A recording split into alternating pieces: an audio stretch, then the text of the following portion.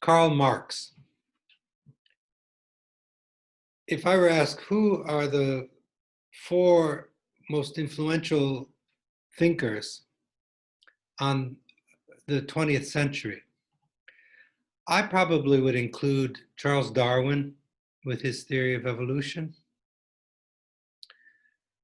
I would include Sigmund Freud for his discovery of the unconscious and his whole influence on psychoanalysis.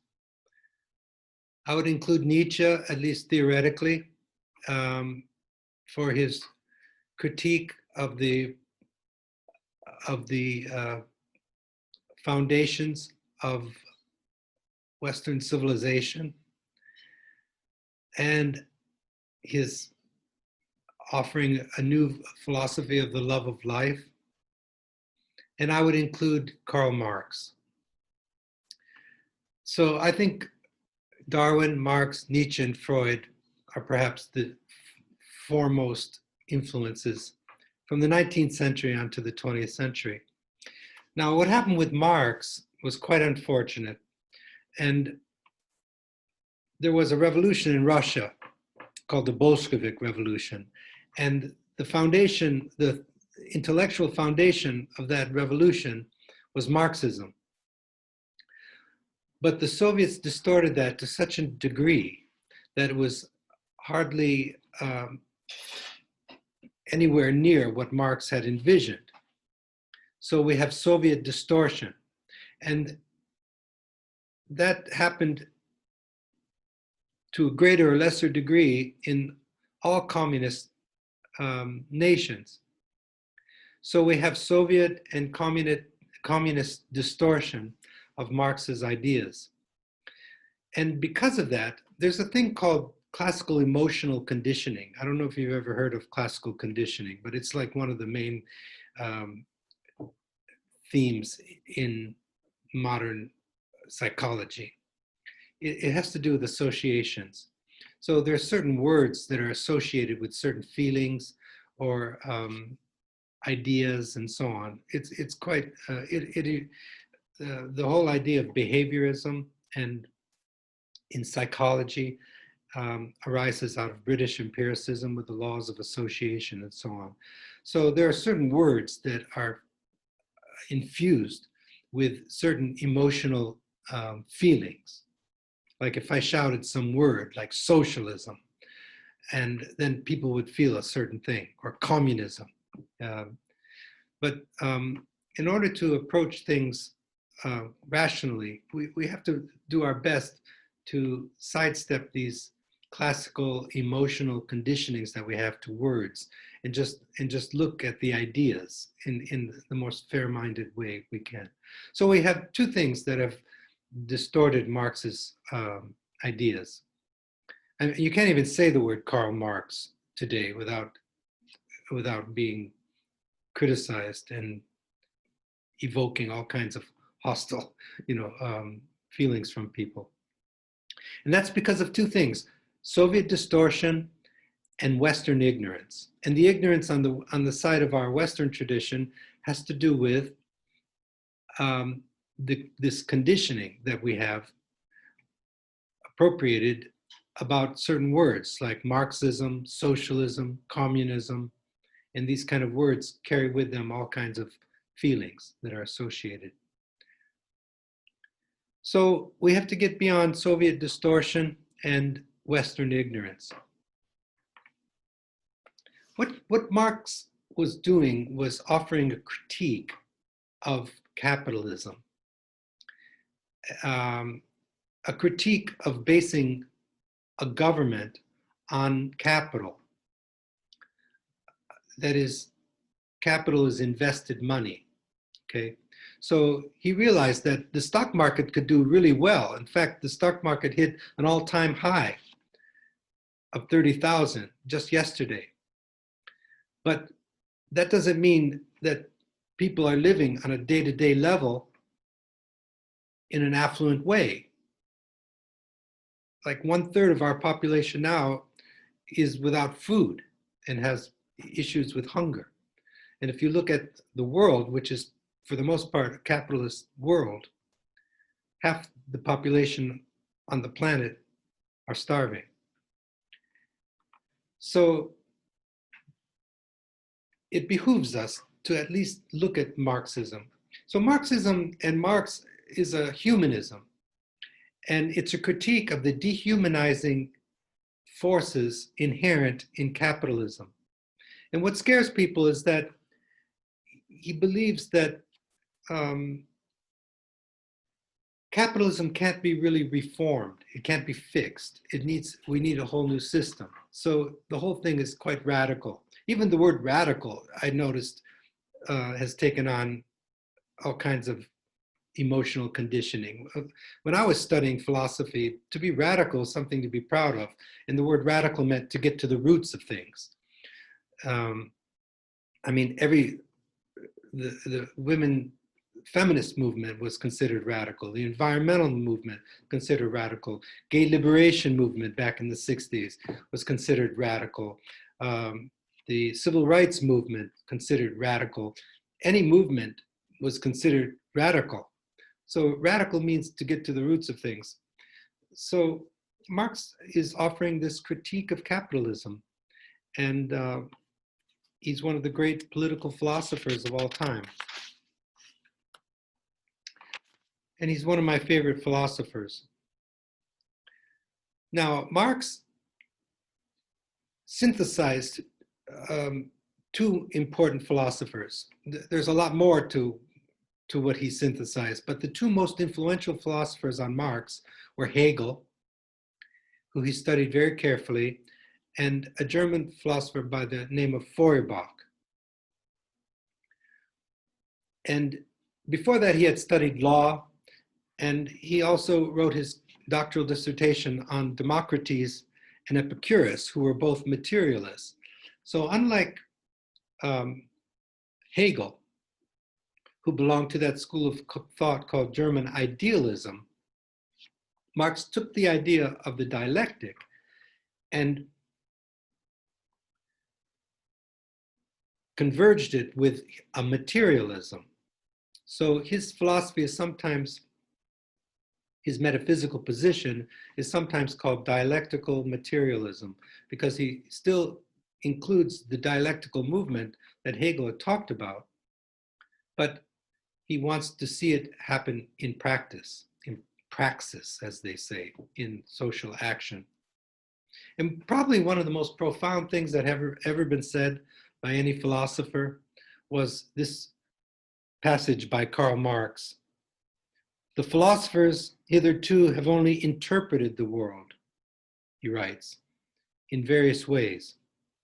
The point is to change it. So that's, if you think about what that, so philosophers have been on the sidelines, and what they do is they take that step back and they just want to see how things are in a deep way, in a comprehensive way. And that's their strength. Sometimes you need that step back and just look at things like an observer. But Marx thought that philosophy could do more. He wanted philosophy to change the world. And he was writing during the early stages of the Industrial Revolution, where workers were suffering incredibly, where children were working and being exploited, and workers, but that never went away. I mean, the worker is still being exploited. The structures of alienation, as he called them, are still there, no matter how sugar-coated you want to make it. So,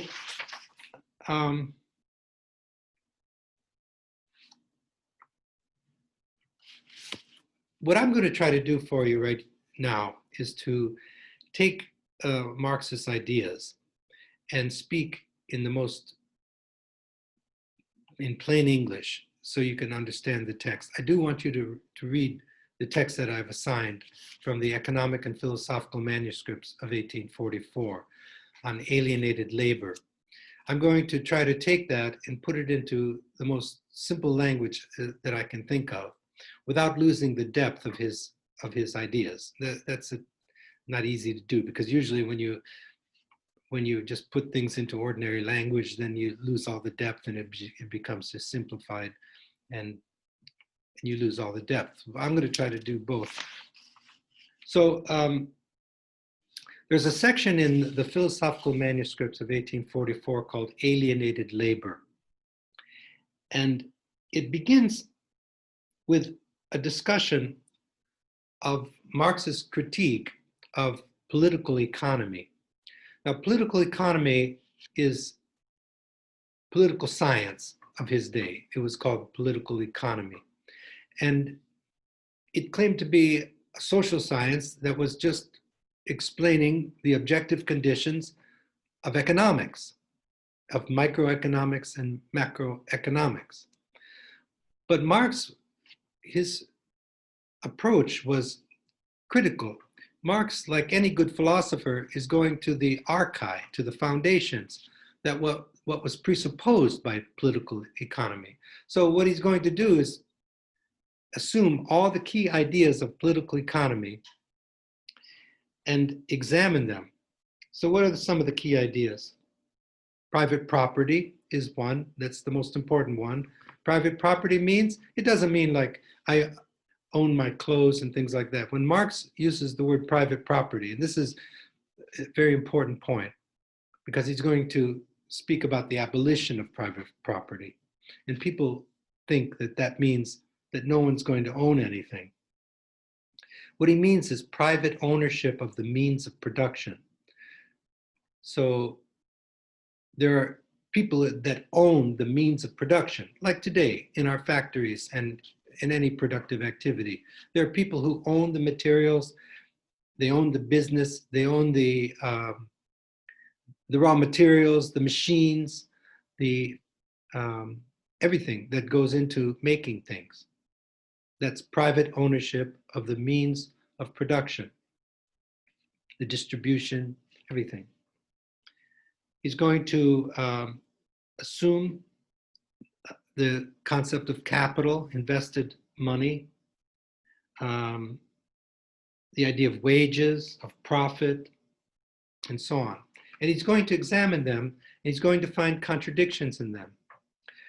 But let's go back to Hegel a minute, because what Marx was doing with Hegel's philosophy is showing that in the phenomenology of spirit, in Hegel's great work, The Phenomenology of Spirit, there's this section called Masterhood and Servitude, master and slave dialectic. And Hegel shows how this dialectic overcomes itself and moves onward towards absolute, in the advent of absolute spirit, towards absolute knowing.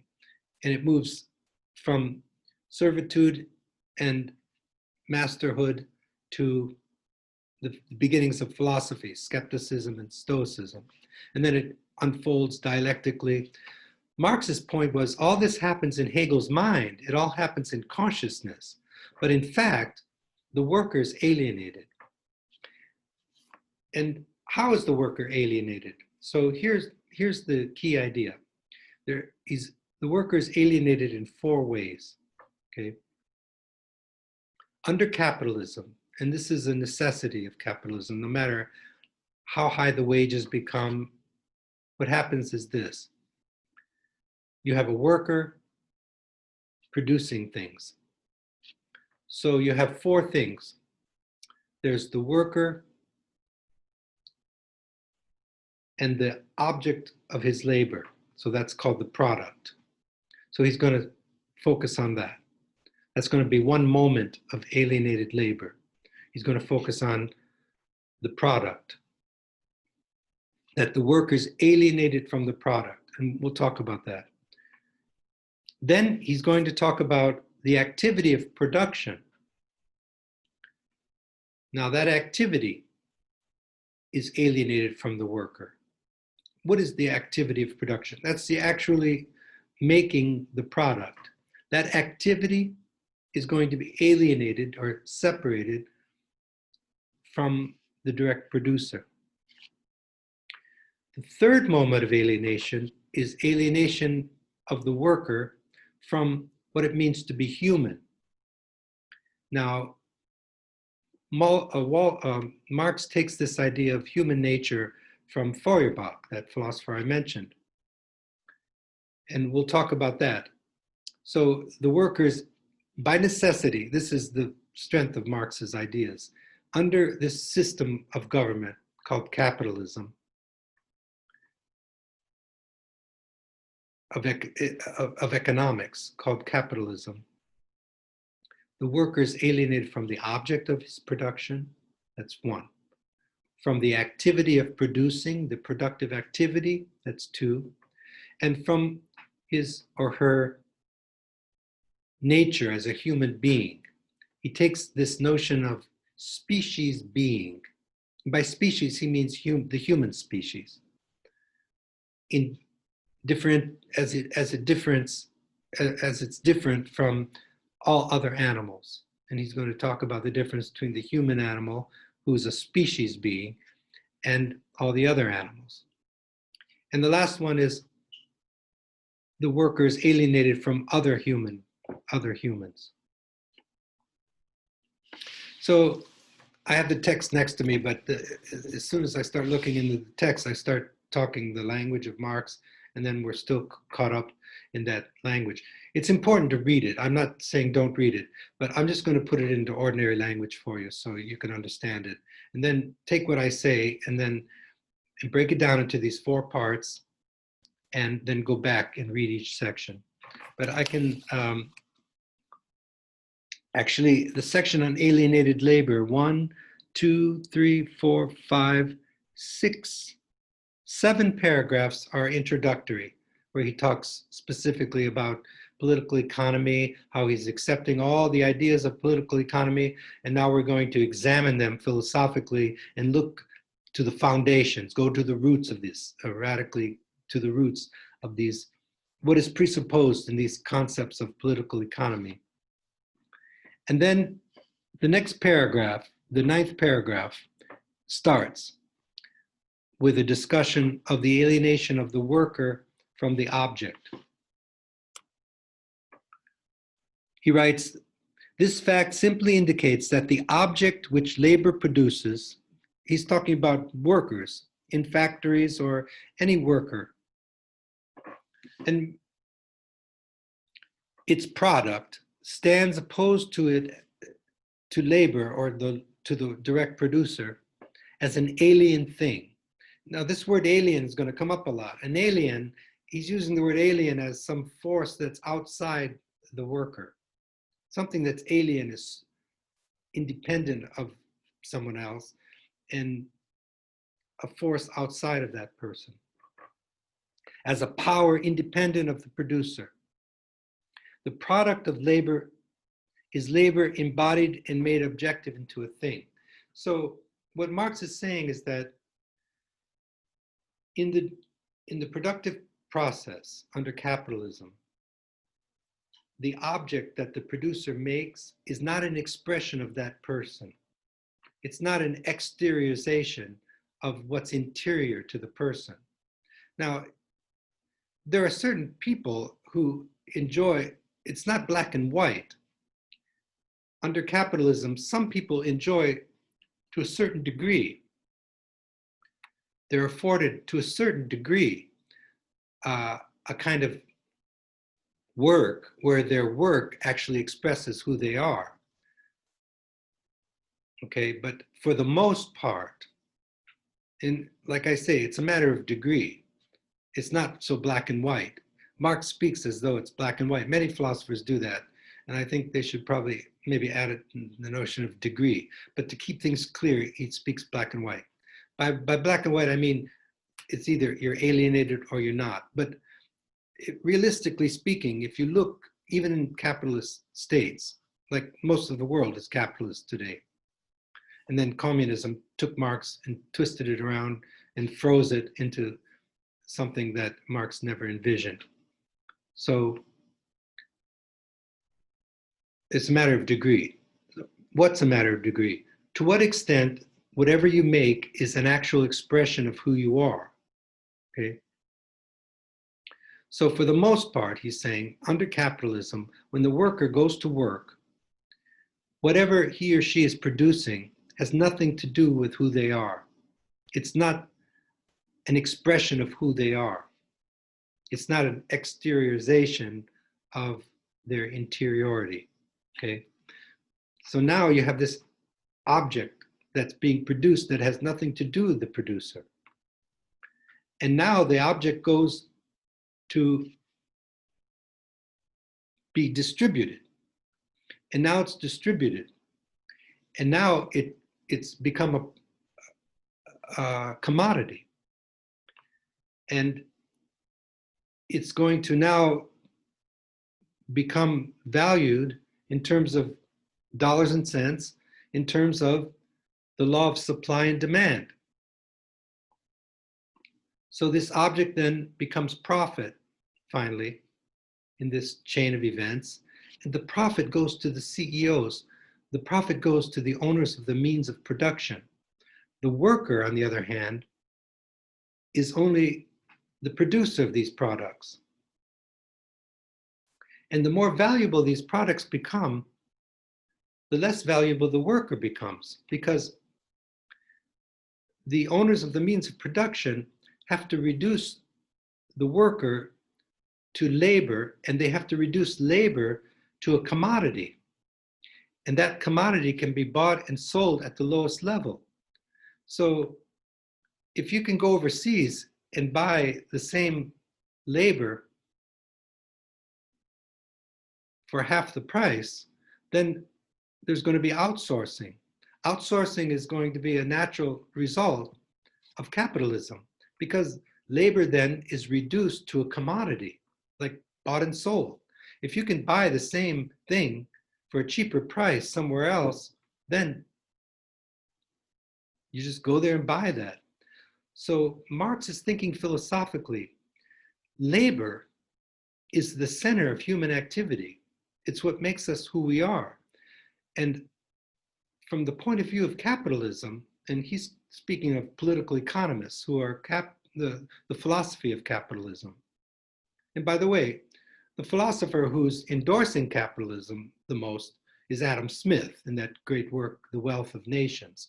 And directly opposed to that would be Karl Marx in his monumental work, Das Kapital, which is this big, hard work, is his magnum opus. But the economic and philosophical manuscripts of 1844, from which I'm speaking of now, are the more humanistic side of Marx. And Marxism is understood as a humanism. It's a critique of the dehumanizing forces inherent in capitalism. So the object then becomes a hostile force, keeping the worker as a wage earner and reducing the wages to a commodity. For Marx, labor is not a commodity, but one's life activity. It's like at the center of human nature is our work. And if you think about anybody great that you can imagine, their work is central to them. Even Mother Teresa, anybody you think of, Einstein, anybody great that you can think of, they are their work. But for the most part, under capitalism, Marx is saying labor is being reduced to a commodity, to be bought and sold as a commodity, so that you only have raw materials, you have profit, and you have labor. So if you're going to increase profit, you have to cut either raw materials or labor, paying the people to work. Well, you can only cut the raw materials so much before the quality of the product is going to diminish. So the only other thing you can do is keep wages down if you want to keep profits up, right? Okay, so that's the first one. It's the alienation of the object, the product, from the direct producer. Marx says it this way. So much does the realization of labor appear as a diminution that the worker is diminished to the point of starvation. Or again, all these consequences follow from the fact that the worker is related to the product of his labor as an alien object. For it is clear, according to this premise, the more the worker exerts himself, the more powerful becomes the alien objective world which he fashions against himself. The poorer he and his inner world become, the less there is that belongs to him.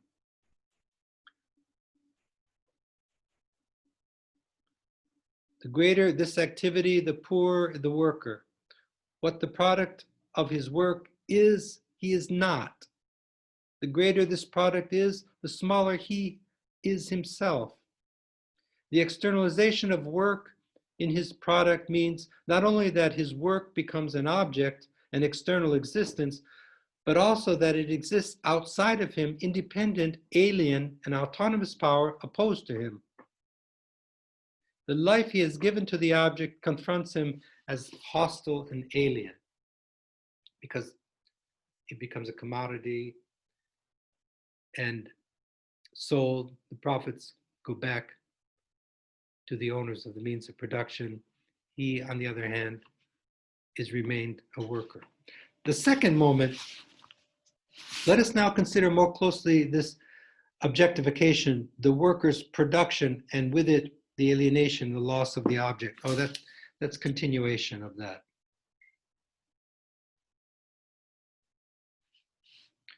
Political economy, that's the philosophy of capitalism of his day, conceals the alienation in the nature of labor by ignoring the direct relationship between the worker, that is labor, and production. Okay, so then that goes on, and you can read all that. Now, on page 989 in this collection that we're using,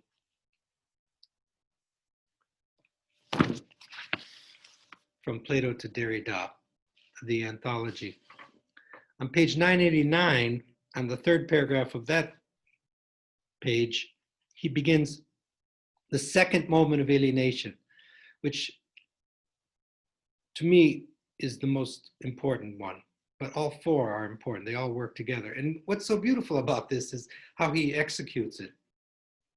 The second moment sort of grows out of the first, and the third moment will grow out of the first two, and then the last one is like the culmination of all four. They're all intimately connected. By the way, I just want to say this as a kind of personal thing, a digression. There are ideas that when you learn them, I've said this before, but this has struck me hard in life. There are certain things you learn where you're the same person after you learn it that you were before you learned it. It's just you're a little bit different because now you know more, your mind's expanded, you have some knowledge you didn't have. There are other ideas that absolutely transform you when you understand them deeply and fully. And this is one of those ideas that completely changed my life. After reading Marx, and I had a really good teacher, at Kent State, actually,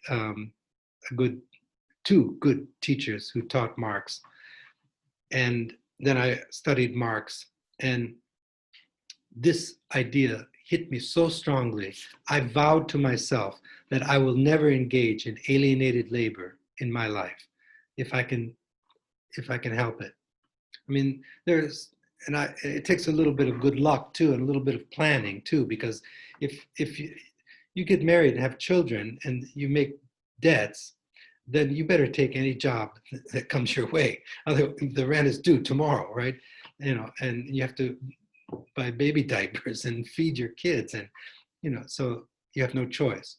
But if you can somehow, and I'm glad I came to this idea early enough in life where I could plan things a little bit better, you can sidestep alienation, even living in a capitalist state, but you have to be as cunning as a fox to do it. And so I vowed to myself, I'm not going to engage in alienated labor in my life because work is at the center of my life. Also, I've been influenced by Renaissance idea that God is a maker and that when we engage in creative activity, we're acting in the image of God. I mean, there's so many other approaches to it. But so my approach to philosophy is I just take ideas that I agree with and they become part of my thinking. You don't have to accept everything hook, line, and sinker and become a card-carrying communist, to learn something from Karl Marx. But it remains the strongest critique of capitalism ever in the world. So I never engaged in alienated labor. I played music. I was a lifeguard, and taught music and taught philosophy. And none of those are forms of alienated labor because all of those things were expressions of who I am.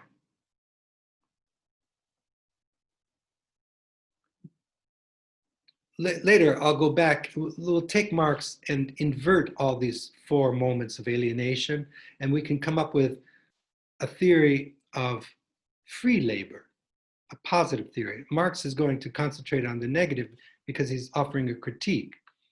But in other places, he develops a more positive philosophy, but he never really takes the theory of alienation and inverts it like I've done in my mind over the years. And I came up with a positive concept of free labor.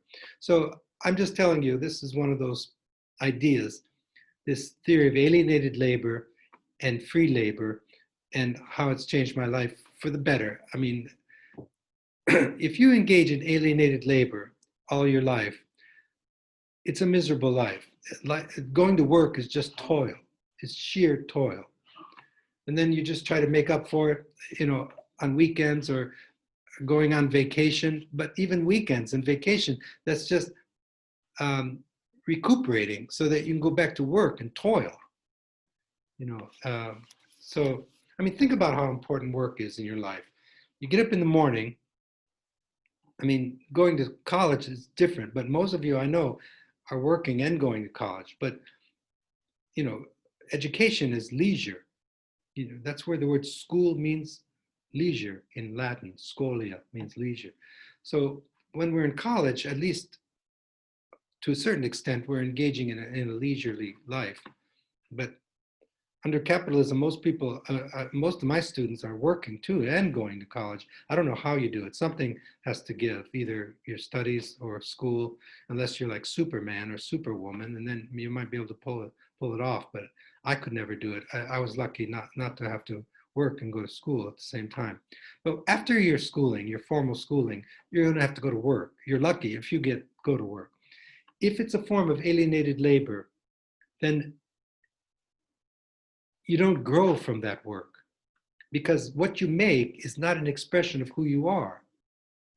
And the only way to grow from your work and to become more and to get to realize your identity is that what you make is an expression of who you are. Like this course that I'm making here. I chose Karl Marx to teach. I chose when to teach it.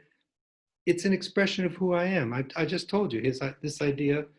And I'm not a card-carrying communist anymore, but I can appreciate Marx's ideas, some of them, and others I don't agree with. But this idea of alienated labor really struck me strong, and I hope I can make it clear to you. So that's the first moment of alienation. The object is alienated from the direct producer, the product. Okay. The second one is even more important, it seems to me. Now, there's the activity of production, the productive activity. Marx says it this way. Up to now, we have considered the alienation, the externalization of the worker only from one side, his relationship to the product of his labor. That's the first moment of alienation. But alienation is shown not only in the result, but also in the process of production, okay? In the producing activity. If the product of work is externalization, production itself must be active externalization, okay? Externalization of activity and activity of externalization. So what he means, sometimes, since he was influenced by the dialectic of Hegel, he says things in a kind of sing-songy way and your mind just goes crazy. But he means it both ways. But here's my simplified expression of this. For Marx, since he's a materialist, he doesn't believe that there's some kind of like soul or ego or self that's apart from your activity. Like if you look inside, you don't see an ego or anything, or you don't see a self, or you don't see a soul or anything, Marx would say. What you then who am I? If I'm not my soul, if I'm not a thinking thing like Descartes said, or transcendental unity of apperception like Immanuel Kant said, and all these things these philosophers have been saying, then what am I then? Well, I am what I do. If I, whatever I do from my birth to my death during this time I've been given on earth, that's who I am. Okay? My activity, that's who I am. I am what I do. I am my life activity. I am, in fact, my time on earth from my birth to my death. I've been given that time. So who am I? I'm what happened during that time. I'm that activity. Now, let's take it another step. When I go to work, at least in a capitalist state, most people, when they go to work, and again, I told you it's a matter of degree, it's not all black and white. But for the most part, when people go to work under capitalism, what they do doesn't belong to them. That's what the time clock was all about. They probably don't use time clocks anymore. I've been so far from that world that I don't know if they use time clocks or not anymore. Like it used to be that when you went to work, you had to punch the time clock, at least in factories and things like that. But even if you don't punch the time clock, there are norms. You know, you're late, someone will say, or do it on your own time, they might say, if you're telling a joke or goofing off or whatever, right? Do it on your own time. So the assumption is that this is not your time anymore. You're at work. So if it's not my time, then whose time is it? If it's not my activity, what I'm doing, then whose activity is it? Well, it belongs to the owners of the means of production. Your time doesn't belong to you. In fact, I came up with a syllogism. You can make it into a syllogism. I am my time, or you can say I am my activity. Major premise. Minor premise. When I go to work, my time doesn't belong to me. It belongs to the owners of the means of production. Or my activity doesn't belong to me. The productive activity, that doesn't belong to me. My activity, that's who I am, remember. So the conclusion is, when I go to work, I don't belong to myself. That's called self-alienation. And all kinds of psychological problems come from that. He's not speaking psychologically, but one could examine this whole notion psychologically too. He's speaking metaphysically. The self is your activity. When you go to work, your activity doesn't belong to you. Therefore, you don't belong to yourself. That's called self-alienation. That one hit me hard when I studied that. And that's where I made my vow, to myself at least, that if I can help it, and I've managed to pull it off, and now I'm an old man and I did it. You know, I'm 69 now and never engaged in alienated labor. But it took a little luck, but it took Marx, it took an awareness to get that kind of cunning. In order to get rid of your chains, you have to know that you're in chains. So Marx is showing where these invisible chains are. So you can still live in a capitalist state and sidestep alienation to a certain degree. But most people, they long to get a job, and they get a job with a big corporation. Well, that's when your alienation will start. So that goes all the way to page 990. Now, the third moment of alienation is where it touches on the notion of species being. I told you he gets this idea from Feuerbach. What is a species being? Well, it's just a fancy way of talking about the human species, a being that belongs to humanity and is fully human species, a fully human being. For Marx, a species being, and he gets this, I told you, from Feuerbach, is a being that can make their own life activity the object of their consciousness and the object of their will. Okay? It means being self-conscious. And he gets this from Hegel too, in that dialectic of masterhood and servitude, the rise of self-consciousness. So to be human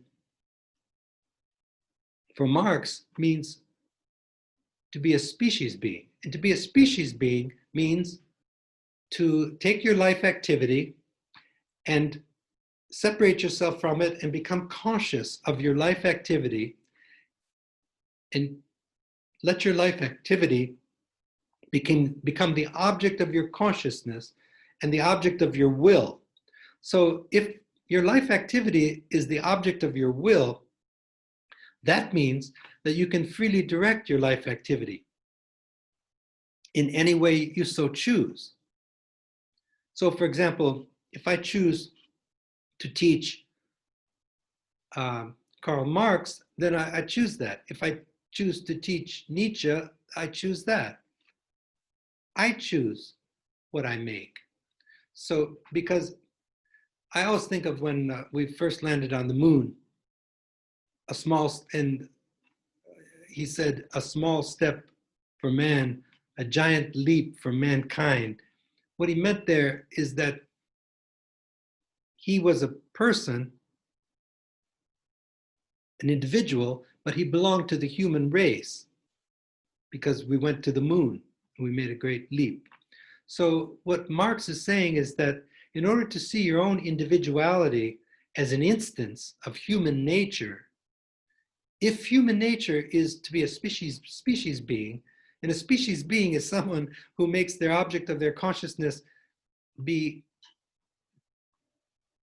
become self-conscious and have the capacity to be free.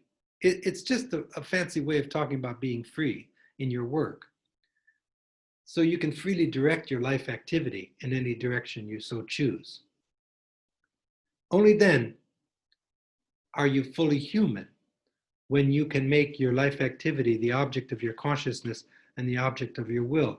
And Marx clarifies this by contrasting the human species with other animals. And he has in mind like wild animals.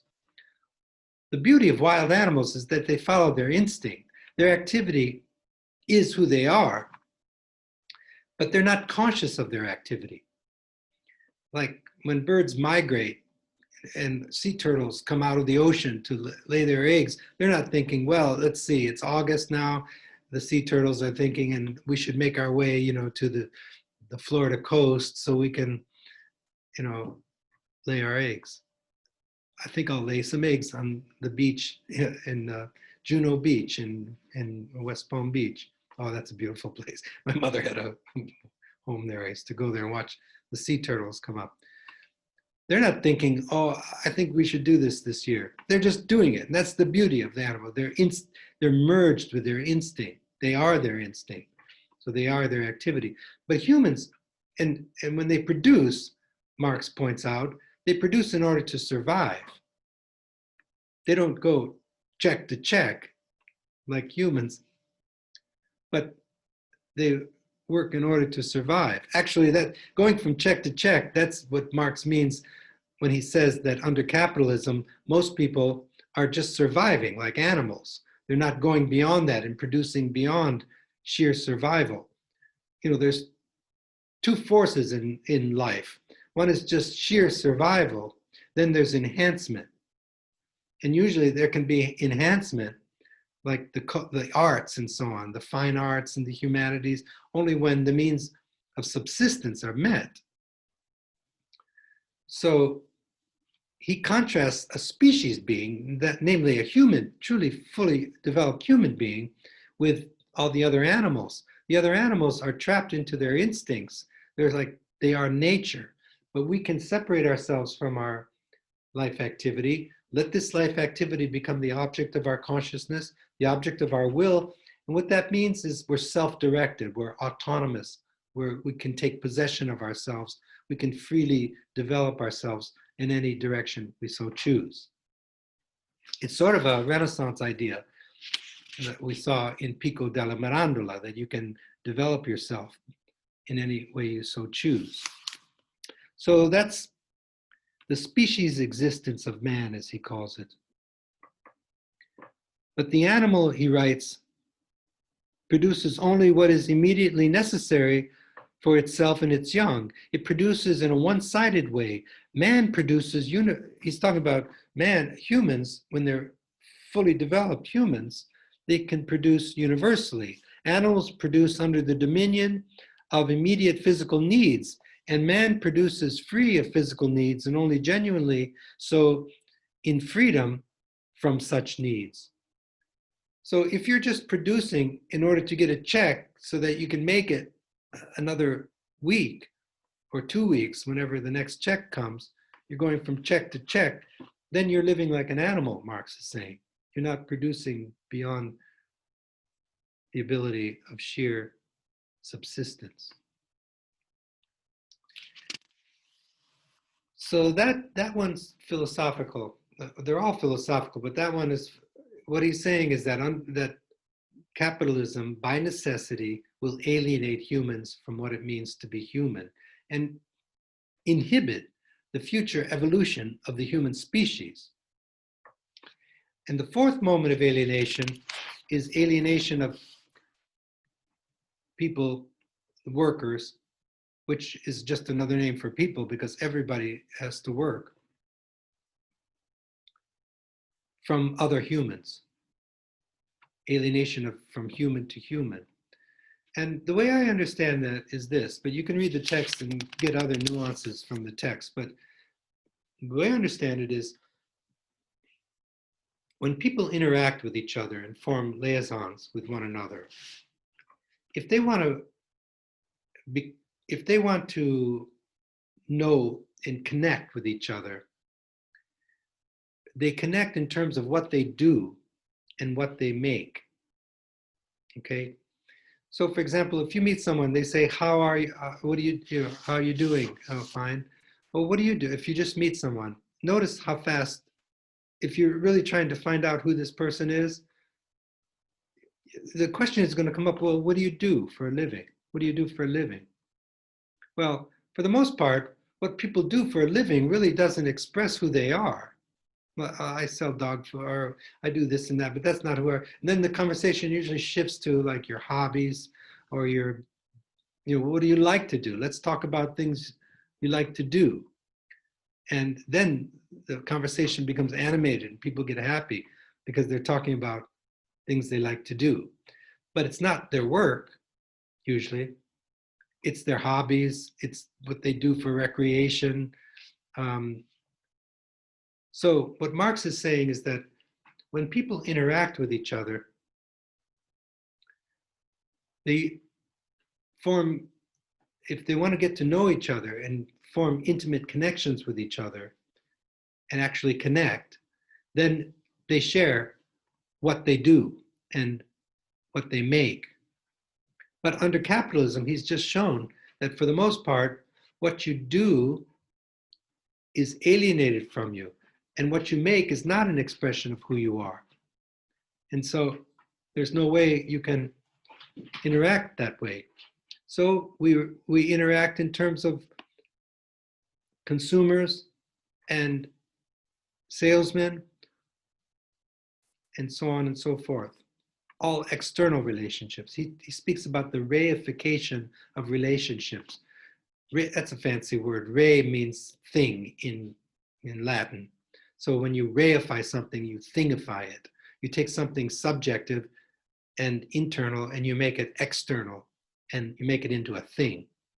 So he speaks of the reification of relationships under competition. So those are the 4 moments of alienation. alienated labor. So what I've done over the years is inverted those four moments in order to come up with a positive concept of what might be called free labor, okay? And you just have to invert all four. Okay, so the first moment, the object is alienated from the direct producer. It's not an externalization of their internal being. It's not an expression of who they are. Well, you just have to invert that. If you're engaging in free labor, then what you make is an expression of who you are. Okay, and it doesn't have to be a Picasso or some great work of art, or become an artist or a philosophy professor or whatever. Although it's a little easier if you do it, those professions, although they don't pay well, you know, and the competition is fierce, especially in academia and in art. But at least you're engaging in free labor. You know, why do you think people become starving artists? They're children from affluent families, you know, who just go to New York and eat once a day in Chinatown so that they can make their art. Why would they sacrifice that? Because at least they're doing what they love, right? So that would be the first moment that and it's a matter of degree. You know, there's going to be, in different positions, different jobs, there's going to be different amounts of how much the thing that you're making, how much freedom you're allowed in the construction of whatever it is that you're producing. But if the thing is an expression of who you are, then that would be the first moment of free labor. The second one, what was that? The activity of production, which is who you are. Activity is who we are. I mean, you don't have to be a materialist either to, you know, to accept some of this. Like, you can just turn it into time or something, or the self is your time from your birth to your life, or your activity. But he's talking about the activity of production, what you're doing, that I am what I do. To a certain extent, there's some truth to that. So then that would mean that that activity belongs to you. It doesn't belong to anyone else. The activity of production belongs to me. So now I belong to myself. It doesn't belong to the owners of the means of production. I'm doing it on my time. This is my time. If somebody said, well, do it on your own time, then Marx's answer would be, well, it wouldn't be a very good answer. You'd probably get fired if you're working alienated labor. If you're doing something your way, and there are committees, and you know, the owners of the means of production have found this is the most efficient way of doing it. This is how we do it here. So if you do it your way, you know, it's not going to go over too well. And you start doing it your way, and the management comes up to you and says, what are you doing? Oh, I'm doing it this way. Well, that's not how we do it. Well, you do it on your own time if you want to do it your way, but this is how we do it here. Well, if you say, well, this is my time. I'm a philosopher, and I say that I am my time. So it is my time, and I'm going to do it my way. Well, that's it. You're fired. So good luck finding another job. But there are certain, so that's what Marx is saying, that under capitalism, that the activity doesn't belong to you. It belongs to the owners of the means of production. So if you can find some way of finding a position, even in a capitalist state, where you have some kind of control over your own activity, and you don't want to see, Marx doesn't want to whitewash it too much either. I mean, see, what Marx wants is revolution, that capitalism would fall to socialism, and then finally socialism to communism. But what he means by socialism and communism has nothing to do, well, a little bit to do with, but it's complete distortion of what happened in the Soviet Union. See, Marx thought the proletariat, and that's a very Marxist word, proletariat is a worker who's aware of their own alienation. in this fourfold sense. So he thought that if the workers of the world could unite, they would form a force and they could topple capitalism, just as feudalism gave birth to the seeds of its own destruction, namely the burger class. It sounds like a hamburger, I know, but there was a certain class of people that were produced. Let me go off, I'll go off on a little digression on this. Back in the Middle Ages, it was a feudal system, okay? So you have kings and queens and the aristocracy and the feudal lords and so on, and they had vassals, and then there were the plebes, the common people, and they could produce things, but they only could take so much for their own subsistence, and they had to give huge taxes back to the aristocracy. But what happened was it gave birth to a certain class of people who could make things and make surplus. Like let's use, for example, let's say you were living in the Middle Ages and you made shields and swords for the aristocracy, for the knights, and you got really good at it. Well, you got so good at it that you could produce more than the knights needed. So you had all this extra shields and swords of the highest quality. Well, you can go off and like sell those to other knights and aristocracy and make a profit. So what happened was, because of this surplus that they produced, it produced this whole class of people called the burger class. And this is the beginnings of capitalism. And it toppled the whole feudal system. So feudalism gave birth to the seeds of its own destruction by giving birth to this burger class. Marx claims in a similar fashion that capitalism, and it hasn't happened yet and succeeded, but that doesn't mean it might not happen someday, that capitalism will give birth to the proletariat. And what is a proletariat? Proletariat is a worker who's become aware of their own alienation. They realize they're making everything, the worker realizes, and yet they're being alienated from the very things they make, from the activity of production, from what it means to be human, and from one another.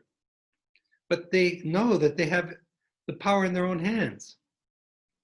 But they live in a capitalism, and they can't do anything about it. They can form unions, but now, I remember when I was a boy, to be a union leader or part of a union, it wasn't a bad thing. Now, if you say union or anything, it's like, oh no, we don't need unions here. So capitalism will give birth, Marx thought, to the proletariat, and the proletariat will unite. They realize they'll seize the means of production, and it will topple the whole capitalist system. Now that looks so far from anything that might ever happen. But what Marx claims is that what's happening is there's only so much wealth in a commonwealth. And because of capitalism, what's happening is the wealth is being focused in certain pockets. You know, I mean, listen to Bernie Sanders or they have all the data. There's like 5 people that own like 80, I don't know what the numbers are. I don't keep those numbers in my head, but there's like so many individuals that you can count on your one hand, not even on 2 hands, that own like 80, or I think it's over 80% of the wealth. But I know for sure 1% of the population controls over 98% of the wealth. So there's just something wrong with that. I mean, the Pope claims there's something wrong with that. I mean, especially this Pope. After he's gone, they're going to put in some right-winger, again, extreme alt-right Pope, and it'll go back as business as usual. But this Pope Francis, if you know, if you put Adam Smith on one side and Karl Marx on the other side, and then take this Pope and ask yourself, who's he closer to? But that opens up a whole another thing about Catholic social teaching and its affinities with Marxism to a certain degree. And so that opens up a whole nother thing. All right, so let's go back to this positive concept of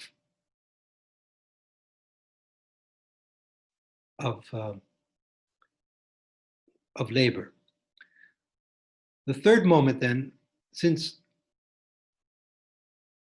to become truly human, a species being, means to make your life activity the object of your consciousness and the object of your will, then that means that if the object that you're making is an expression of who you are, if that activity belongs to you, then your life activity can become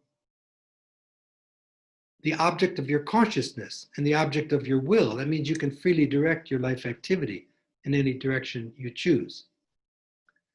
Now you can see yourself as a member of the human race.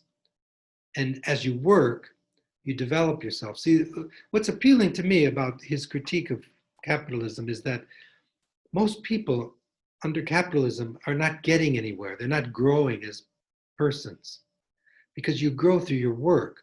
But if your work is alienated, if it's alienated labor, it's very important the form that labor assumes in society. If it's alienated labor, then most people are not getting anywhere. They're just spinning their wheels. It's like being stuck in the mud. You get enough money to subsist, hopefully, unless there's like a pandemic today, and not even that. But unless there's a catastrophe, and then that all falls apart. But even when there's no pandemic, you're not growing, you're not getting anywhere because your work is not developing who you are. You're not developing yourself. You're not becoming more. And that's why there's such joylessness, because joy is the feeling of becoming more. If you think about feelings of joy, it's when you're working and your work is an expression of who you are and you're getting closer to yourself, you're developing yourself, you see yourself as a human being, freely as free. But under capitalism, most people are not afforded that privilege. So this is what Marx is saying. People would then see themselves as instances of human beings, of truly human beings. And the fourth moment then, instead of relating to each other in terms of consumers, are capitalists and workers. So he calls the capitalists are the non-working owners, and the workers are the non-owning producers. So what's happening is society is, and this is happening actually, whether or not you're a Marxist or not, you can just follow the statistics. The rich are getting richer, the poor are getting poor. So what's happening is there's these two big classes that are coming into the world. The non-owning producers and the non-producing owners. So if you're an owner of the means of production, or you just manipulate the stock market, you're not making anything. Making money is not making anything. Money is not a product. Money is what we need to buy products, right? So he calls the capitalist the non-producing owners. And he calls the worker the non-owning producers. So the solution then would be that the workers own the means of production. It's not that hard of a thing. And there have been examples of this. I know my colleague who's retired now, Professor Torma, there's the Jesuit Republic of Paraguay, and it didn't just go on it's not just some little commune in Paraguay, it went on for a long time. There's this movement in Catholicism called the Catholic Social Movement, which is very close to Marxism, but it's religious. Marx claimed that religion was the opium of the people. That's a famous line from Marx. Opium is something that deadens your sensibilities. So religion, he claims, was the opium of the people. He thought, while people are thinking about going to heaven, meanwhile, the capitalists are exploiting the poor and the workers, and enjoying this life on earth. And it's sort of an opium. But Marx was, his conception of religion was shaped by Feuerbach, and it didn't take into consideration this movement in Catholicism called Catholic social work movement, Catholic social teaching. And it's very strong in Catholicism.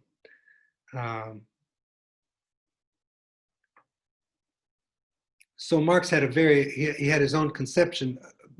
It's not that narrow, actually. Most people believe that the whole purpose of religion is to die and go to heaven. So that's the conception that Marx has. So it's not just some strange, weird view of Christianity that he was talking about. It's mainstream Christianity.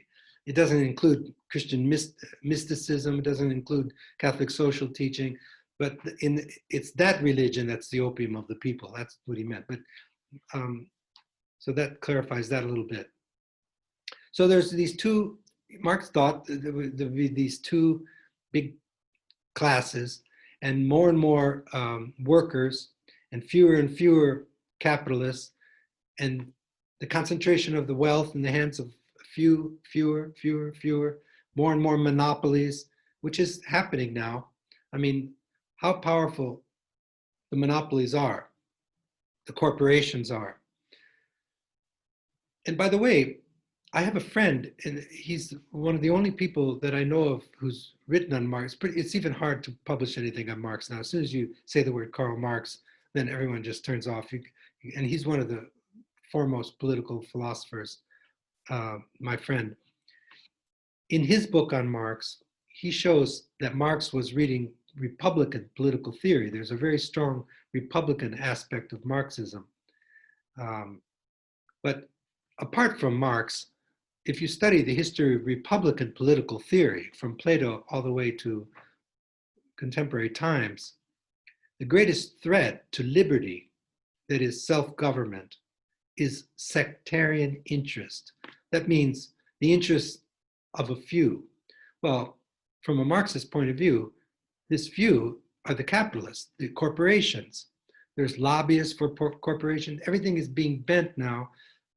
So you have democratic republic, for example, in our country, then you have extreme capitalism, and these come together. And what Marx is, he's not against the republicanism, but he's against capitalism. It's the strongest critique of capitalism. So there'll be these two groups, the capitalists and the workers. If the workers would just unite, workers of the world unite, they have nothing to lose, he says, but your chains. Workers of the world unite. And in the world, it's not like, again, it's not black and white. Even in capitalist states, even in our country and throughout Western Europe, the different constitutions include certain socialist elements. Like, for example, social security or free education for the young, the fire department, the roads, and one could go through and list all the social aspects of our capitalist nation. There are some, like the Scandinavian countries, who include more socialist elements, and Europe is much more socialized than the United States. So again, it's not a matter of, like, we're the only industrialized nation, advanced industrial nation, without socialized medicine, and so people are suffering because they can't afford, adequate health care. And that idea, I mean, even Biden now, who will be the president, is just much too far left for, if that's, no one further left than Biden could have ever been um, elected in our country. 70 some million people voted for Trump. So it's a matter of the sensibilities of the people too. But one, so I was starting to say, in Scandinavian countries, there are more socialized elements. It's a matter of degree. So there's extreme capitalism on one hand, and then it moves to the far left. But Marx, we don't want to take his claws away and compromise it too much. He thinks that there's no fixing capitalism. And if you're going to understand Marx, I'm not saying you should agree with that. And by the way, I never try to make people think the way I think. I think that's anti-educational. Just help you to think and learn how to think and learn how to understand other people's positions properly without distorting it. That's my job. But the teacher should never try to get you to think their way. Sometimes it's hard, to not be animated about things, like my little digression about how important this theory of alienated labor was, for me as personally. I did want to share that with you because it's one of those things that I really feel thankful for. And it came right out of Karl Marx, and it just made my life worth living. I mean, without that, I can't imagine just working some job of alienated labor, just toiling all my life. I can't imagine doing that. Would have to do it sometimes if you just find yourself in that situation. But you can be cunning, but the cunningness comes through philosophical awareness. It's not just a matter of being like shifty and cunning in a superficial way. The true cunningness comes through thinking deeply about the archai, about the principles upon which whole bodies of thought are based. If you can raise that to consciousness, then you can sidestep those. But if you don't, then you're just going, it's like a minefield. Life is going to you're going to be born in a capitalist state. If you don't think deeply about the principles of capitalism, then you're going to get a job of alienated labor, and your work, what you make, is not going to be an expression of who you are. Your activity is not going to belong to you. You're not going to be an instance of what it means to be human. And when you relate to people, you can talk about your hobbies for a while, and you can go on a vacation and get ready to go back to toil. So what I'm saying is, you're just born into a situation, into a life, gives you these situations. You're born into a capitalist state.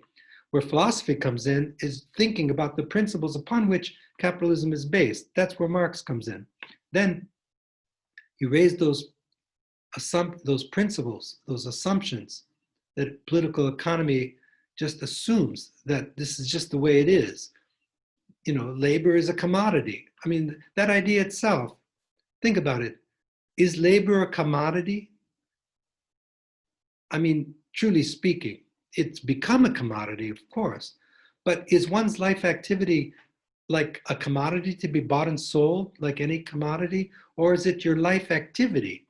Is it something that through your activity you become who you are? You see, these are philosophical insights that can help you sidestep this minefield called life, that life produces. If you don't know where the mines are, you're just going to step on one and you'll be blown to smithereens. So that's my little talk on Marxism. So if you just listen, just remember the 4 moments of alienation and be able to know what they are. And the solution, by the way, I don't want to end this, the main point. The main point is the abolition of private property.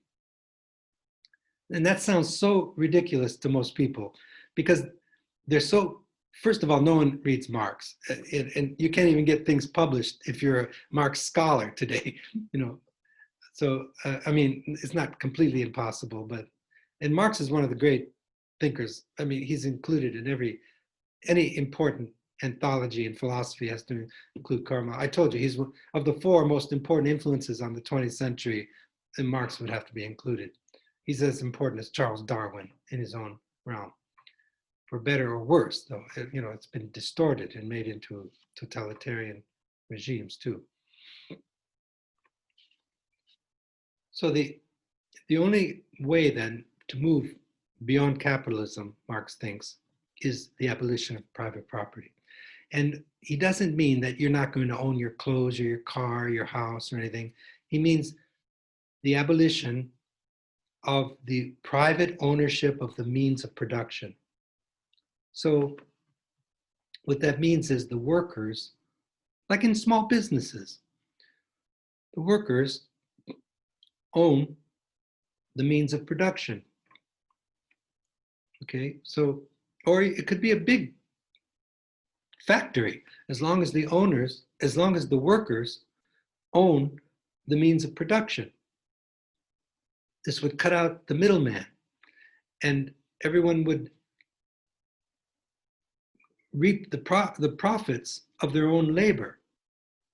Okay, so that becomes like the keystone of the movement, from capitalism to socialism, where the state appropriates the means of production. And then Marx thought the state would wither. It wouldn't be heavy-handed state control of everything. The state withers, and there would be what he calls communism.